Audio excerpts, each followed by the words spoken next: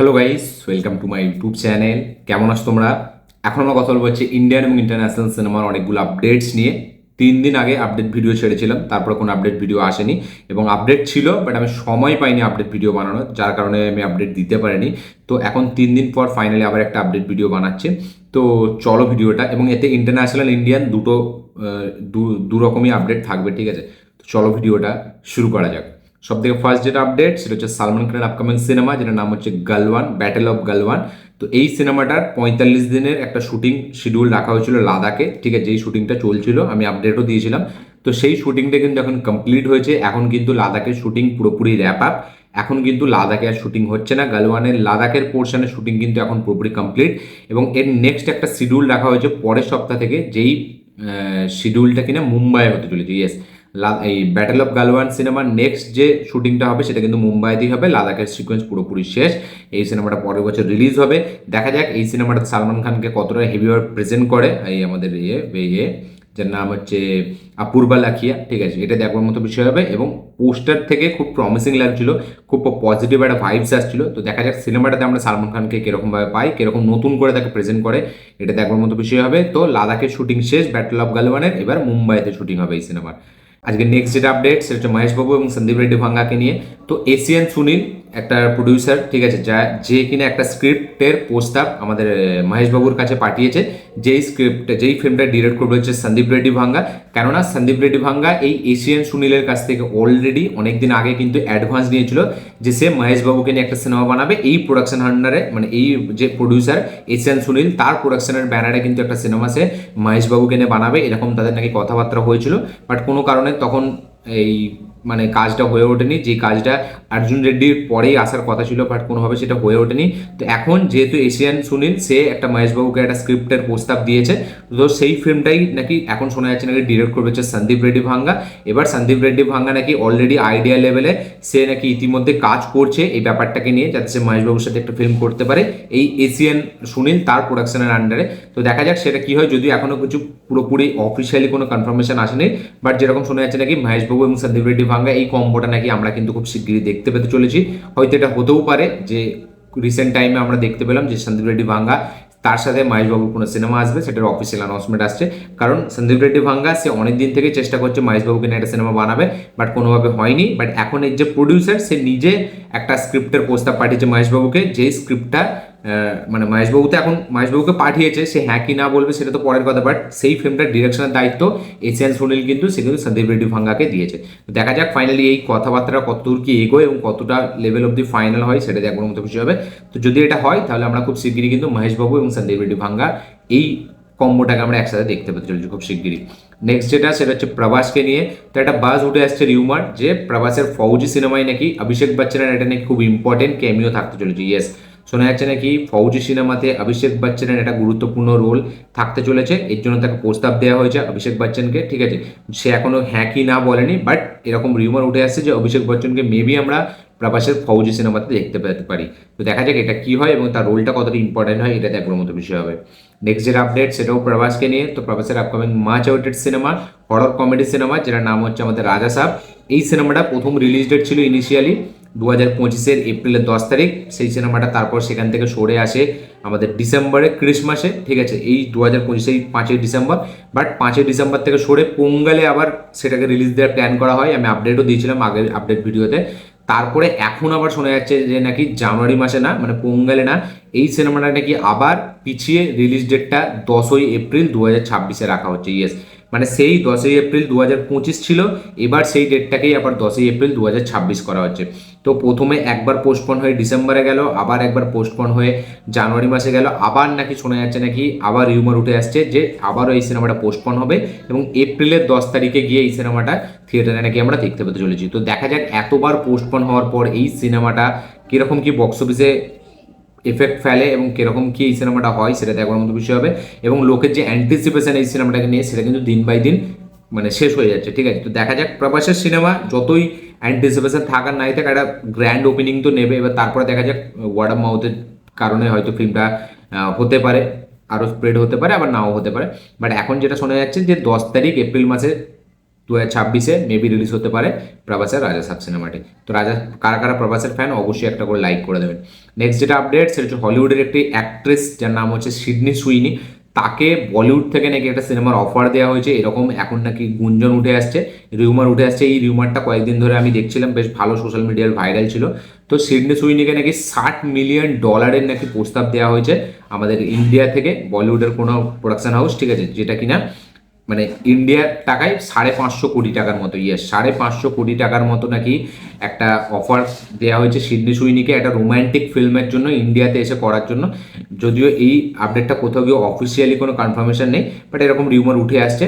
তো দেখা যাক এটা পরবর্তীকালে কি হয়। যদিও এটা পুরোপুরি ভুয়ো খবরই, আমারও মনে হচ্ছে যে এরকম হতেই পারে না যে 560 কোটি টাকা, যেখানে একটা ইন্ডিয়ান সিনেমার বাজেট হয় না, ঠিক আছে, মানে খুব রেয়ার একটা দুটো ফিল্মের বাজেট হয়, সেখানে 560 কোটি টাকা কোনো দিনই একটা অ্যাক্ট্রেসকে এরকম দেবে না, তাও আবার বাইরের কোনো অ্যাক্ট্রেসকে।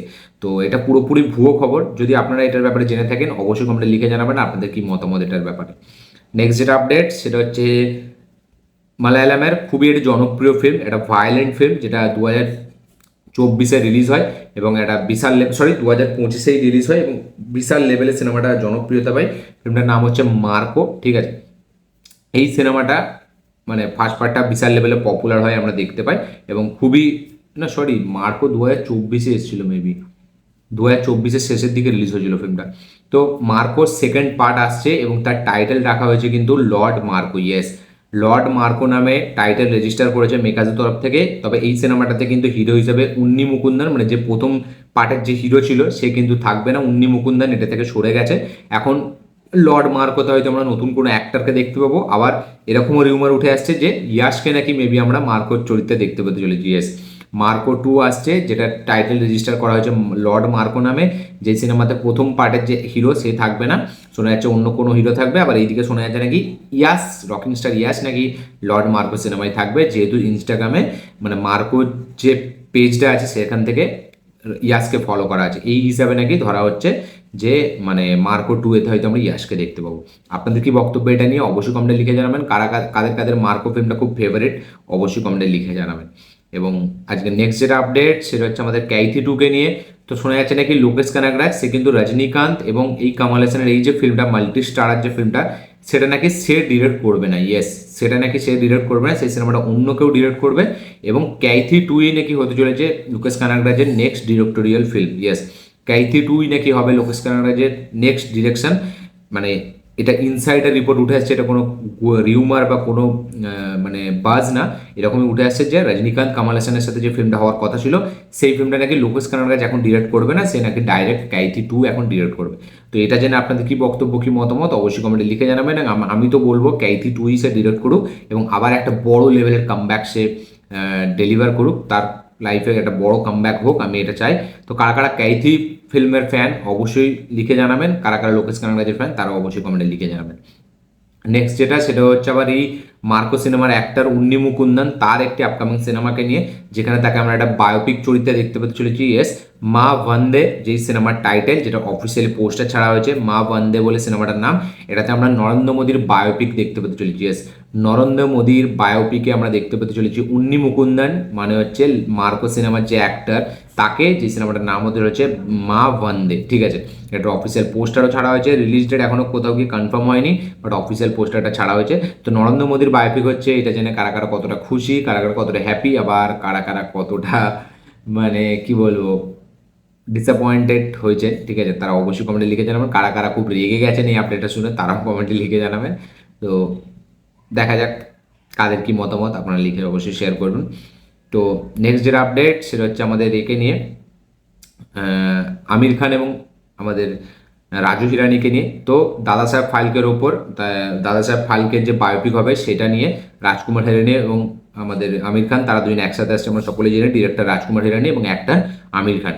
তো রাজকুমার হিরানি এবং তার যে পার্টনার অভিজিৎ যোশী, ঠিক আছে, তারা নতুন করে নাকি তাদেরকে স্ক্রিপ্ট লেখার রিকোয়েস্ট করেছে আমির খান, নাকি আমির খানের এই স্ক্রিপ্টটা পছন্দ হয়নি। একটা স্ক্রিপ্ট তাকে পড়ে শোনানো হয়েছিল, বাট সেটা সে নাকি সন্তুষ্ট না, তার নাকি সেই স্ক্রিপ্টটা ভালো লাগেনি। তো আবার আমির খান রিকোয়েস্ট করেছে আমাদের রাজু হিরানি এবং অভিজিৎ যোশীকে যাতে নতুন করে স্ক্রিপ্ট লিখে আনে, এবং এই ফিল্মটা কিন্তু 2025 সালে শুটিং আর চালু হবে না, 2026 সালে মেবি কোনো এক সময় এই সিনেমাটা শুটিং চালু হবে। তো প্রথম স্ক্রিপ্ট পছন্দ হয়নি আমাদের আমির খানের, সে সন্তুষ্ট নয়, সে আবার একটা নতুন স্ক্রিপ্ট লিখে আনার রিকোয়েস্ট করেছে রাজু হিরানিকে এবং অভিজিৎ যোশীকে। দেখা যাক নেক্সট স্ক্রিপ্টটা তারা কতদিন পর লিখে আনে, এবং ফাইনালি এই ফিল্মটার মানে বায়োপিক কবে স্টার্ট হয় এটা দেখবার মতো বিষয় হবে। উল্টো দিকে এস এস রাজমৌলি, সেও দাদা সাহেব ফালকের ওপর বায়োপিক বানানোর প্ল্যান করছে এনটিআরকে নিয়ে। দেখা যাক কোন ফিল্মটা আগে আসে। নেক্সট যেটা আপডেট সেটা হচ্ছে লোকা সিনেমাটাকে নিয়ে। রিসেন্ট টাইমের খুব পপুলার একটা ফিল্ম লোকা, লিড চরিত্রে ছিল কল্যাণী প্রিয়দর্শন এবং নাচলেন। তো লোকা চ্যাপ্টার 2 এ মানে মেন একটা চরিত্রে থাকতে হচ্ছে আমাদের টবিনো থমাস, ইয়েস, এবং লোকা চ্যাপ্টার 3-তে মুখ্য ভূমিকায় থাকতে হচ্ছে আমাদের দুলকার সালমান, ইয়েস।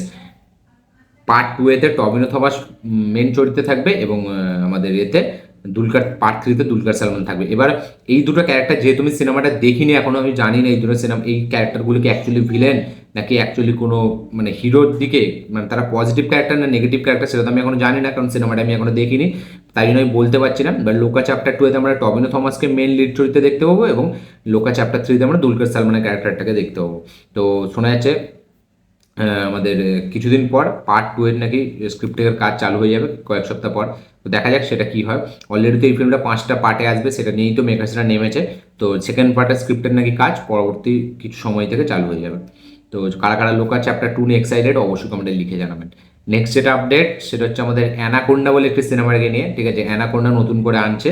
তো এই সিনেমাটার অলরেডি ট্রেলার রিলিজ হয়ে গেছে। আমি ট্রেলারটা প্রত্যেকবার ভুলে যাচ্ছি, দেখবো দেখবো করে দেখা হচ্ছে না, রিয়াকশনও দিইনি।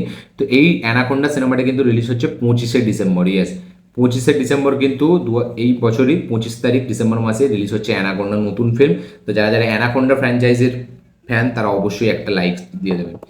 নেক্সট যেটা আপডেট সেটা হচ্ছে দীপিকা পাডুকোনকে নিয়ে। তো কালকি সিনেমা থেকে দীপিকা পাডুকোনকে কিন্তু বার করে দেওয়া হয়েছে, ইয়েস। কালকি 2-এতে কিন্তু আমরা দীপিকা পাডুকোনকে দেখতে পারবো না, এটা কিন্তু অফিসিয়াল অ্যানাউন্সমেন্ট হয়ে গেছে। এবং তার কিছু শর্ত ছিল, যেই শর্তগুলোর কারণেই নাকি মেকার্সরা তাকে এই ফিল্ম থেকে সরিয়ে দিয়েছে। শর্তগুলো আমি আপনাদেরকে বলছি। তো দীপিকা পাডুকোনের শর্ত ছিল,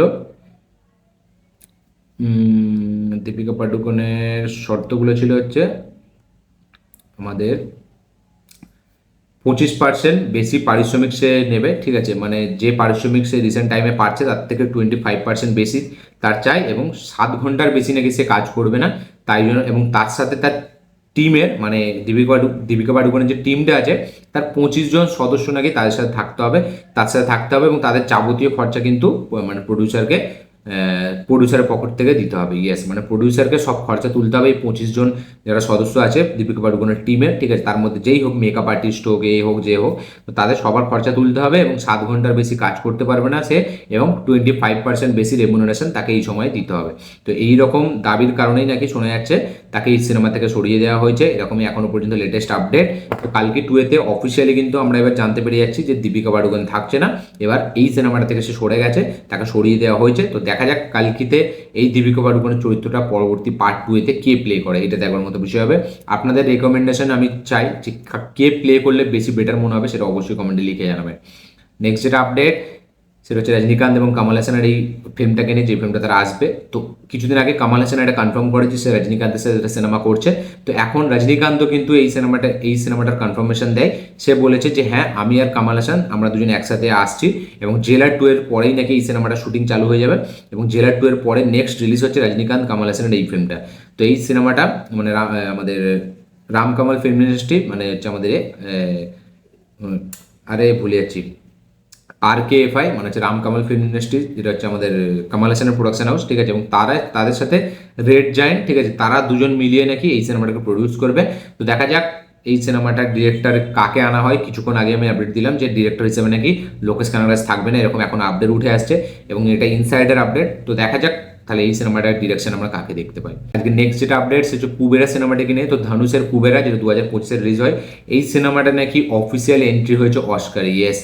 অস্কারে এই সিনেমাটা যাচ্ছে, কুবেরা সিনেমাটার অফিসিয়াল এন্ট্রি হয়েছে অস্কারে 2025-এ, ঠিক আছে। তো দেখা যাক এই সিনেমাটার কীরকম কী হয়। এবং এর সাথে সাথে আরেকটা সিনেমা যেটা হচ্ছে নাম হচ্ছে হোম বাউন্ড, যাতে আমাদের বিশাল জেঠুয়া, আমাদের ঈশান খাট্টার এবং জাহ্নবী কাপুর আছে। এই সিনেমাটার ট্রেলারও বেরিয়েছিল কিছুদিন আগে, আমি অ্যাভয়েড করে গেছিলাম, মানে আমি দেখেছিলাম ট্রেলারটা, বাট আমি মানে একটুখানি দেখেছিলাম, বাট তারপর আমি ভুলেই গেছিলাম, মানে তখন আমি বাইরে ছিলাম, যার কারণে পুরো ট্রেলারটা দেখিনি এবং আমি ভুলেও গিয়েছিলাম, সত্যি বলছি। তারপরে এখন এই আপডেটটা পেয়ে আমি মনে পড়লো যে হোম বাউন্ড বলে একটা সিনেমা আসছে, এই ট্রেলারটা আমার দেখতে হবে, দেখে আমি রিভিউ করবো চ্যানেলে, ঠিক আছে। তো এই হোম বাউন্ডটাও কিন্তু, এই সিনেমাটাও কিন্তু অফিসিয়াল এন্ট্রি হয়েছে আমাদের অস্কারের জন্য। ইয়েস, বলিউড থেকে এই সিনেমাটাকেও পাঠানো হয়েছে অস্কারের জন্য। এবং এই সিনেমাটা নাকি কান ফিল্ম ফেস্টিভ্যালের 9 মিনিটের একটা স্ট্যান্ডিং ওভেশন পেয়েছিল যখন এই সিনেমাটার দেখানো হয়েছিল। তো সেখানে ভালো একটা মানে পজিটিভ ওয়ার্ড অফ মাউথ পেয়েছিল। এবং এই সিনেমাটার ডিরেক্টর হচ্ছে ভিকি কৌশলের যে মাসান বলে যে সিনেমাটা এসেছিল, সেই সিনেমার ডিরেক্টর, যার নাম হচ্ছে আমাদের নীরাজ ঘাইওয়ান। ইয়েস, তার ঠিক 10 বছর পর সে আবার এই হোমবাউন্ড বলে একটি সিনেমা আছে, যে সিনেমাটা অফিসিয়াল এন্ট্রি কিন্তু অস্কারে হয়ে গেছে। তো ধানুচের কুবেরা এবং এইদিকে Janhvi Kapoor starrer film Homebound, এই দুটো সিনেমা কিন্তু অফিসিয়াল এন্ট্রি হয়েছে আমাদের এর অস্কারে 2025-এ। তো নেক্সট যেটা আপডেট সেটা হচ্ছে আমাদের হলিউড থেকে অ্যাভেঞ্জার্স ডুমসডেকে নিয়ে। তো অ্যাভেঞ্জার্স ডুমসডে শুটিং কিন্তু অফিসিয়ালি পুরোপুরি র্যাপ আপ, এই সিনেমার শুটিং কিন্তু পুরোপুরি শেষ।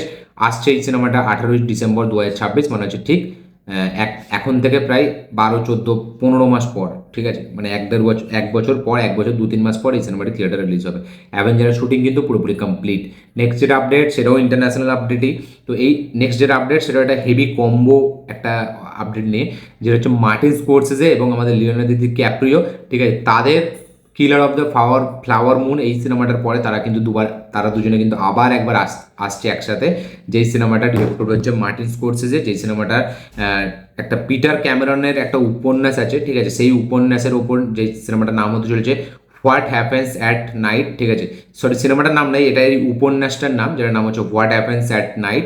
তো এইটার ওপরেই নাকি একটা সিনেমা তৈরি করবে মার্টিন স্কোরসেজে, যাতে লিড চরিত্রে থাকবে লিওনার্দো ক্যাপ্রিও এবং নায়িকা হিসাবে থাকবে Jennifer Lawrence. Yes, Jennifer Lawrence এবং লিওনার্দো ক্যাপ্রিও, তাদের দুজনকে আমরা একসাথে দেখতে পেতে চলেছি, যেই ফিল্মটা ডিরেক্ট করবে আইকনিক ডিরেক্টর মার্টিন স্কোরসেজে। এবং যতবারই লিওনার্দো এবং মার্টিন স্কোরসেজে একসাথে এসছে, আমরা সকলে জানি কোন লেভেলের ফিল্ম আমরা পেয়েছি। তো আবার একবার এই কম্বোটাকে আমরা দেখতে পেতে চলেছি বড় পর্দায়, যদি এখন সিনেমার রিলিজ ডেট কোন বছরে রিলিজ হবে সেই সব কিছু জানা যায়নি, বাট এই উপন্যাসটা এই সিনেমাটা নির্মাণ হবে এটা এখন পর্যন্ত জানা গেছে। তো যারা যারা মার্টিন স্কোরসেজে এবং লিওনার্দোর ফ্যান, ঠিক আছে, লিওনার্দোর ফ্যান, তারা অবশ্যই কমেন্টে লিখে জানাবেন, লাইক জানাবেন এবং কমেন্টে লিখে জানাবেন আপনারা কতটা এক্সাইটেড এই ফিল্মটাকে নিয়ে। নেক্সট যেটা আপডেট সেটা হচ্ছে আমাদের একে নিয়ে, জেলার 2-কে নিয়ে।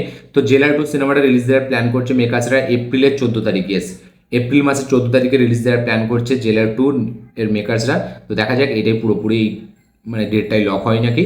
এবং জেলার 2 নিয়ে কারা কারা কতটা এক্সাইটেড, কারা কারা রজনীকান্ত ফ্যান্স, অবশ্যই একটা কমেন্ট একটা লাইক দিয়ে জানাবেন। নেক্সট যেটা আপডেট সেটা হচ্ছে সাকিব খানের নেক্সট সিনেমা, যেটা ঈদে রিলিজ হবে, যে সিনেমাটার নাম হচ্ছে প্রিন্স। এই সিনেমাটাতে নাকি আমরা শোনা যাচ্ছে, এখন রিউমার উঠে আসছে যে নায়িকা হিসেবে আমরা হানিয়া আমিরকে দেখতে পেতে চলেছি। ইয়েস, পাকিস্তানি অ্যাক্ট্রেস হানিয়া আমির, তাকে নাকি আমরা প্রথমবারের মতো বাংলাদেশের একটি সিনেমায় দেখতে পেতে চলেছি, যেটা লিড চরিত্রে থাকবে মেগাস্টার সাকিব খান। তো এটা এখন পুরোপুরি রিউমার, পুরোপুরি কোনো অফিসিয়াল আপডেট না। তো দেখা যাক এটা কি হয়। যারা যারা সাকিব খানের ফ্যান, তাদের এই আপডেটটা জেনে তাদের কি বক্তব্য অবশ্যই কমেন্টে লিখে জানাবেন। সাকিব খানের ফ্যান হলে একটা করে লাইক দিয়ে দেবেন, হানিয়া আমিরের ফ্যান হলে একটা করে লাইক দিয়ে দেবেন। তো প্রিন্স সিনেমাতে শোনা যাচ্ছে নাকি আমরা হানিয়া আমিরকে দেখতে পেতে চলেছি সাকিব খানের অপোজিটে। নেক্সট যেটা আপডেট সেটা হচ্ছে একটা অ্যানিমেটেড মুভি, যেটা মানে ইন্ডিয়ান ফিল্ম হিস্ট্রিতে প্রথম অ্যানিমেটেড ফিল্ম, যেটা 100 কোটি পার, 200 কোটি পার, 300 কোটি পার করেছে। ফিল্মটার নাম হচ্ছে মাহা আবতার নারসিম্হা, ঠিক আছে। এই সিনেমাটা 19 সেপ্টেম্বর, মানে হচ্ছে কালকে, এই সিনেমাটা ডিজিটাল রিলিজ হয়ে গেছে, নেটফ্লিক্সে অ্যাভেলেবেল হয়ে গেছে এই ফিল্মটা।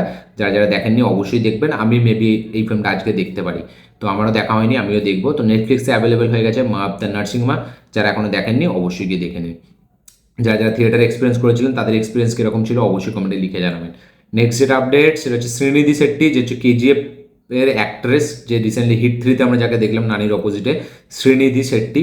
তো তাকে আমরা হিট 3 এর পরে কিন্তু আবার একটা তেলুগু প্রজেক্টে দেখতে পেতে চলেছি, যেই ফিল্মটার ডিরেক্টর হচ্ছে ত্রিবিক্রম, যেই ফিল্মটার অ্যাক্টর হচ্ছে ভেঙ্কটেশ। ইয়েস, ত্রিবিক্রম এবং ভেঙ্কটেশের নেক্সট যে ফিল্মটা, তাতে নাকি আমরা ফিমেল লিড হিসাবে দেখতে পেতে চলেছি শ্রীনিধি শেট্টিকে, তাকে নাকি এই মুভির জন্য কাস্ট করা হয়েছে। তো দেখা যাক তার এই রোলটা কতটা ইম্পর্টেন্ট হয় এই ফিল্মটায়।